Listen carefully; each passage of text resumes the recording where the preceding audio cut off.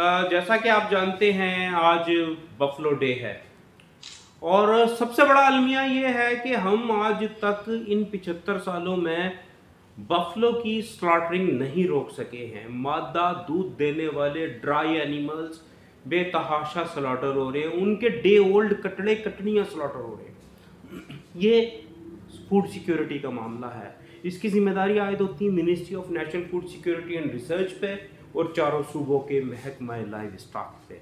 तो मैं अपील ये करूँगा तमाम मुतालिका अथॉरिटीज़ से, DGRB एंड FC से कि जनाब